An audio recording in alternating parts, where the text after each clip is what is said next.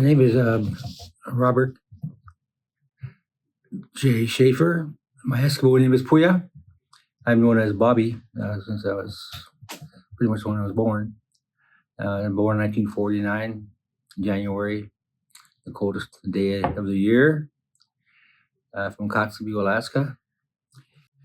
Kotzebue was a beautiful town because everybody supported everybody, just like it used to be in the past. Nobody went hungry.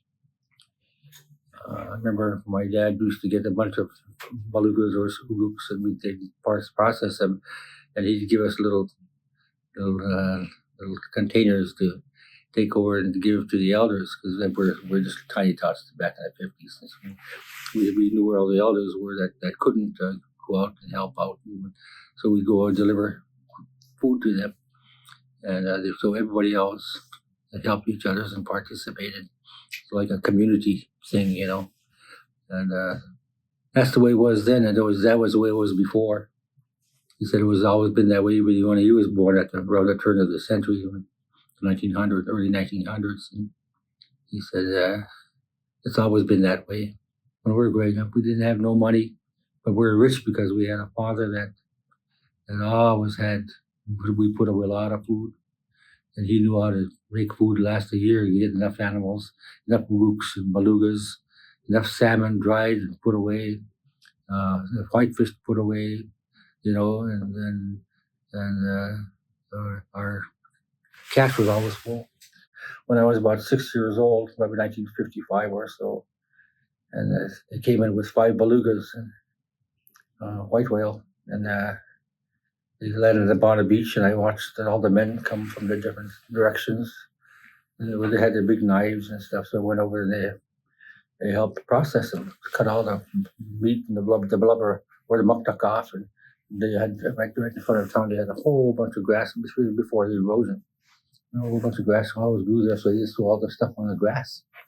And when they got done taking all the meat off and everything that they use, the women came over, and all the women would come over with their flour sack calicos that they had them days, and they come from different directions, and they'd have a big party. It was there, picking in your back and laughing all the time, because there's always certain women that are always really silly that they love to have there because they keep the humor up. And in the meantime, the men would be sitting up there because they did their job, so they'd be sitting up there all talking together and laughing and having a good time and speaking in your back. And there'd be a whole bunch of maybe 10, 15 men up there just to have, and then they'd sit there for a long time, and the women would make the coffee, and they'd bring all the coffee up, and the men would have the coffee and then talk and laugh, and sometimes it's serious, but they never stopped talking. And after all that was done, I asked my dad, what are you guys talking about? You guys sit there for hours talking. He said, we talk about the hunt. Oh, the hunt? Yeah. We talk about the hunt, and then we start talking about the weather conditions, and we try to compare them to what happened last year and the years before. He said that way we will keep track of, how their animals are doing, and how the water is, and how the ice is, and where the ice was today compared to what it was last year or today. And so they talked about all that stuff, and it was something that was repetition. I never thought about it until I got older.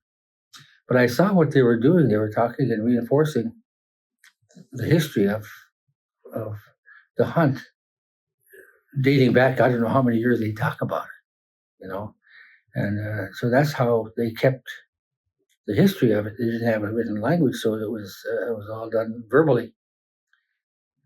But my dad always started talking to me when I was fairly young, about the different animals and the different behaviors and some of the biology, I guess, of the animals, because they had a name for everything. When they opened up a caribou, they had a name for everything, and what was edible and what was not. They all knew, what the animal did. They knew the digestive system, and the 3 stomachs, and the whole everything was, was just something that they knew, because we ate everything, we prepared everything. And so he started teaching me all that kind of stuff, and especially when I moved to camp with him back in the early 70s. And I spent a lot of time with him and doing a lot of hunting with him and learning more about our culture and our hunting and hunting practices, and how to look at a fish and tell what kind of fish it is and why we get that fish better in a certain time of the year for dried fish, and we get it in a certain time of the year because it's fatter, and so all that stuff he pretty much drilled into me. And of course I picked up on what he was doing, and I started noticing, when I hunt, I just look at the health of the animal and where I got it from. My dad always talked about watching the changes, and he mentioned the changes back in the 60s when started noticing when they start talking amongst each other about why is it we're getting stronger storms. How come we can't see the sandbar out there in front anymore like it used to always be there? And he said, they're talking about maybe the waters are rising. The water's got to be rising because all that sandbar we used to see when I was growing up was all gone. All those islands are washed away, and that was in front of the sandbar. And he kept bringing those up, and I never thought nothing of it until later when I started piecing together what I learned about global warming, because that was my introduction to it.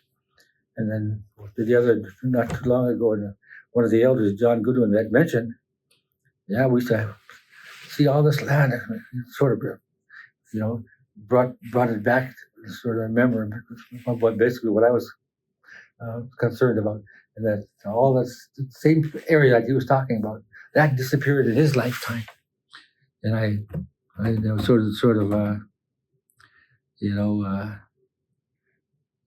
brought into perspective for me that I'm not the only one seeing it, because some of the elders are seeing the same thing. Dad had also brought out the differences that he's seeing in the seasons. The ice is not getting thick like it used to. He said he used to go out there with a dog team, go out 30 miles and hunt out there. And he said now you just go out, you can't go out past Ceiling Point because a mile out is open lead anymore, because the ice isn't just getting thick anymore. We don't have that 50 below to bring it to 5-6 feet like we used to. And anyway, I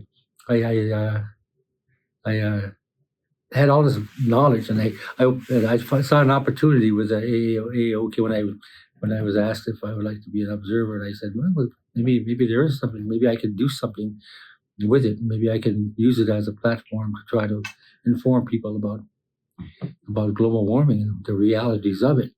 If you want to make a difference, then you have to become more political. You have to go out there and try to convince people that we have a problem, that this problem is going to require sacrifices about where we live so lavishly that we have to try to tone down, to prevent more, the carbon and methane emissions. That I've got children, I've got grandchildren, I got 7 great grandchildren now, and what are they going to wake up to in 20 years, 30 years? What are you going to wake up to as a young person? Is the air going to be breathable? Is there going to be, so if we don't take care of those issues now and try to prevent this destruction because of our neglect, what kind of future are you going to have? When you have children, what kind of future will they have, as time goes on?